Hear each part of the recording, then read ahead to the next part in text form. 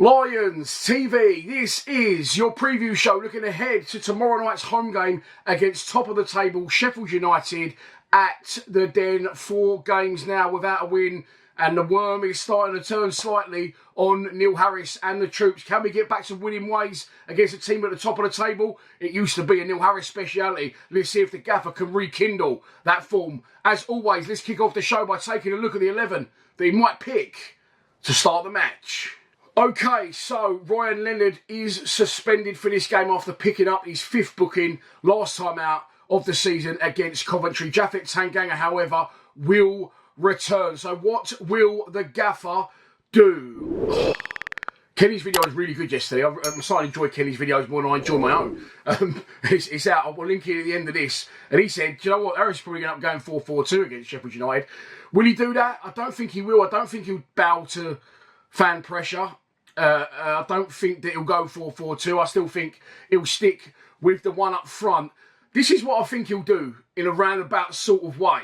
Lucas Jensen in goal, Danny McNamara right back, Japhet Tanganga and Murray Wallace in the centre of defence, Joe Bryan left back. Then somehow, some way, he's going to get Billy Mitchell, Ryan Wintle and one other in the midfield. Let's go with Casper De Noor, and I think he'll drop Honeyman out and Savs out. Savs clearly needs a rest. He's been brilliant, but needs a rest. I'm not sure which way round he'll do that, but I've just got a sneaky suspicion that that's what he'll do after the substitutions that he made at the back end of the Cov game. Then I think Romain Esse will return to the side if fit on one wing, Femi Aziz on the other, and up front as a lone striker, Macaulay, Langstaff. I wanted to pursue with Langstaff. He forged 2 very good chances for himself, but Balloon had him over the bar. But for me, that's where he's not been playing. And now we've got, Ivanovic, probably 10 appearances, 1 goal. We've got Bradshaw, 10 appearances, 1 goal. We've got Langstaff, 14 appearances, 1 goal. Something along those lines. We need to stick with one striker and pursue with him. And I do think in this day and age now, with Bradshaw ageing, as much as I like him, I think Langstaff could be the immediate answer. I don't personally think Ivanovic is quite ready for that pressure yet and that responsibility. And I don't think Neil Harris does either. So that's what I think he'll go with. Is that what I would go with? No. I'll be definitely tempted to freshen up the Casper De Noor, George Saville partnership. Honeyman, of course, yeah, fuck off, I'll have him straight out. And I'd go with Esse, Amaku and Aziz in behind those areas. And I'd probably go with maybe, I don't know, I think Windle's all right, you know that?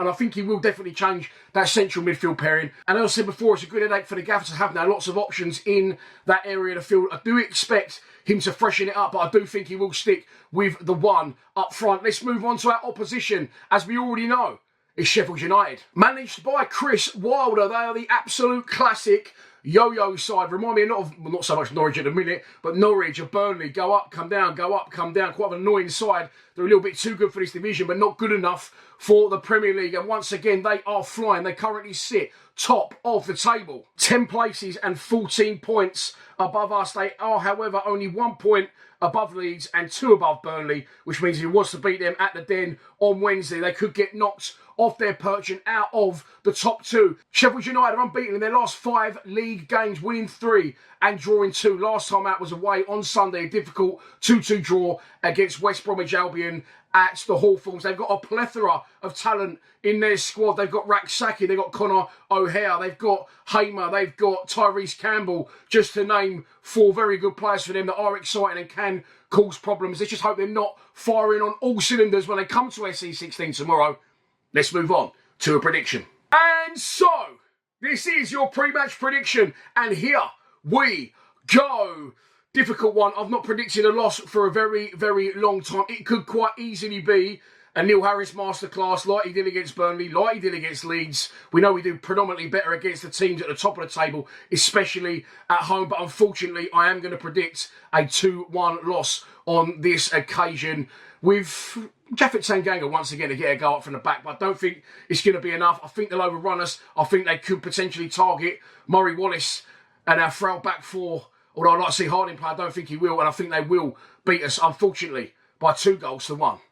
And so that's your lot for this preview show. I hope that you have enjoyed it. If you think you know what the score is going to be, don't be shy to have a stab at that in the comments below. All your team selections. And all that's left for me to say is I will be back tomorrow, as you can probably see from this video and the last. I'm currently down with mum's helping her sort a few bits and bobs out family-wise. But I'll be leaving here tomorrow afternoon, straight to pick Henry up, straight to SE16. So I will be streaming from around the 7:30 PM mark. I'll see you in beautiful South Bermondsey if you're going. Please subscribe to Lions TV.